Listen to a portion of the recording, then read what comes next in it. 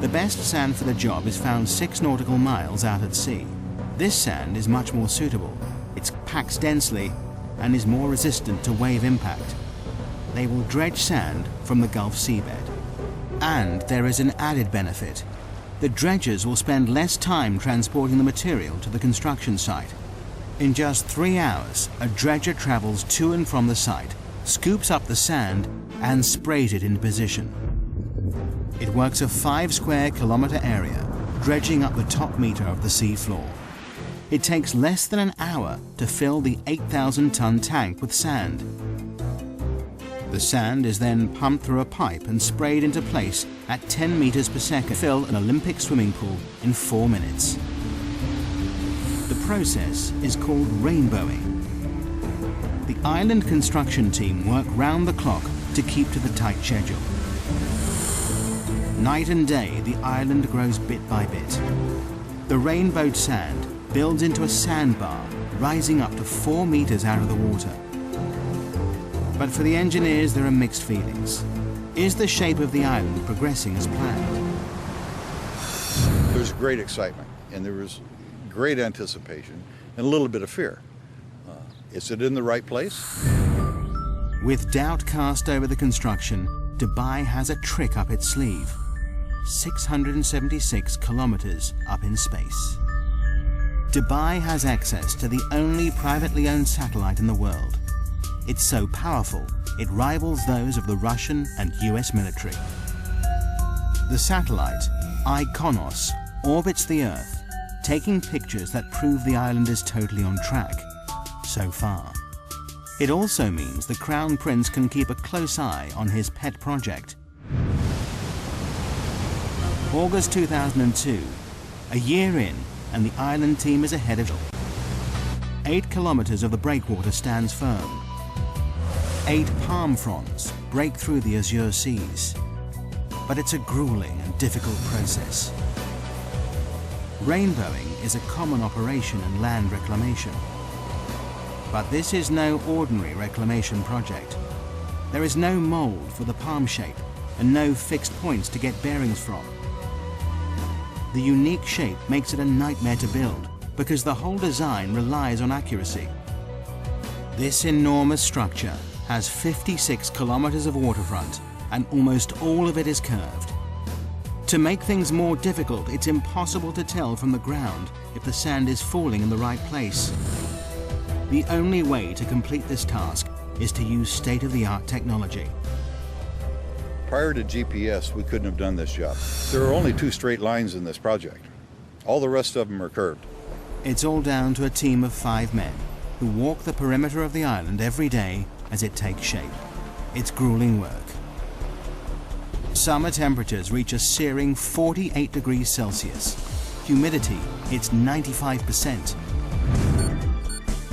With heavy packs strapped to their backs, these mobile receivers create a grid reference for the island. Receiving signals from space and a fixed position on land, the height and position of the sandbars is recorded. With these coordinates, dredgers can sail into the exact position and rainbow the sand with pinpoint accuracy.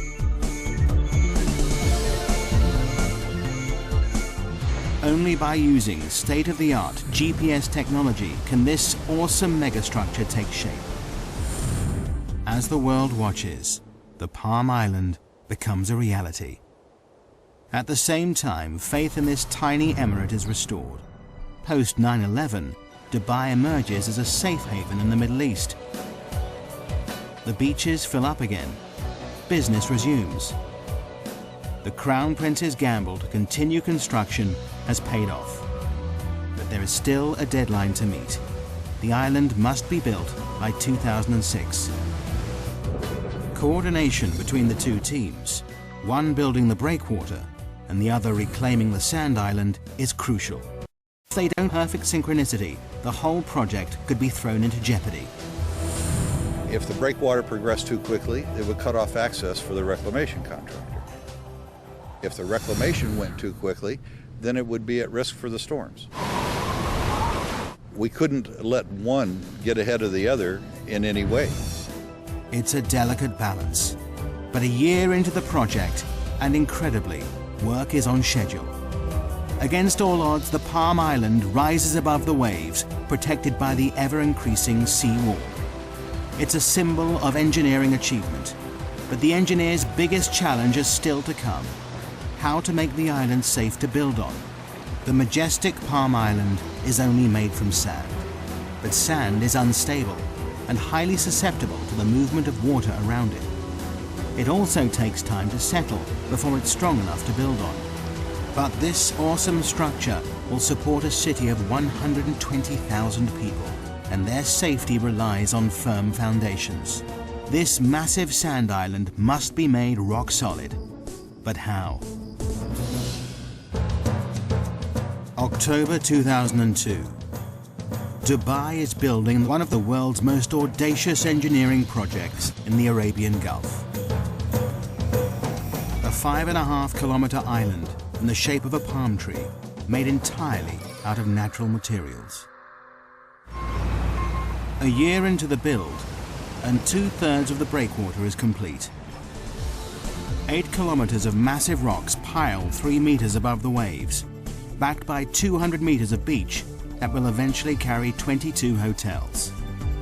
Behind this sea defense, the first 9 palm fronds made of sand rise above the water. Dredgers spray sand from the seafloor, a process called rainbowing, to create the first half of the 5.5-kilometer island. But building a man-made structure in the middle of the sea with only rock and sand throws up challenges every step of the way. The team constantly battle with nature as the sea erodes the work they do. We worried initially that we could actually do it, that we could place the sand where it should be, that we could place the rocks where they should be. The teams now race to finish the project. But then the engineers discover a problem that could put the whole project in jeopardy. The decision to start construction before completing the research has finally caught up with them. Coming in or going out.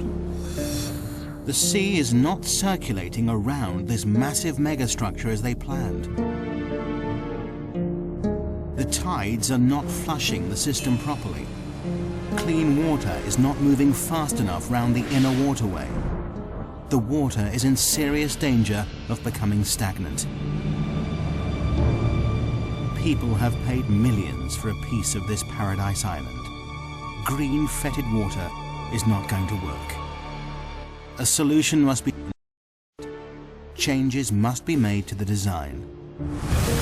But all the time, the Palm Island is taking shape to the original plan. Further tests are run on the computer. Luckily, the solution is found just in time, and it's simple. The seawall must have 2 breaks in it. 2 4-lane bridges link the sections of the breakwater. These 2 openings mean enough fresh-flowing water can get into the system. Twice a day, the tide enters the structure, pushing clean water around the fronds. Over 2 weeks, the entire waterway is replenished. But there is air it may return. Environmentalists now test the water every day to check that the system is working. The return of algae and stagnant water is something they can't allow. With the water quality assured, the project is back on track. Teams race to finish the structure. 7 dredgers rainbow the sand, creating the last few palm fronds. Floating cranes lift the final rocks into place. By August 2003, the breakwater is complete.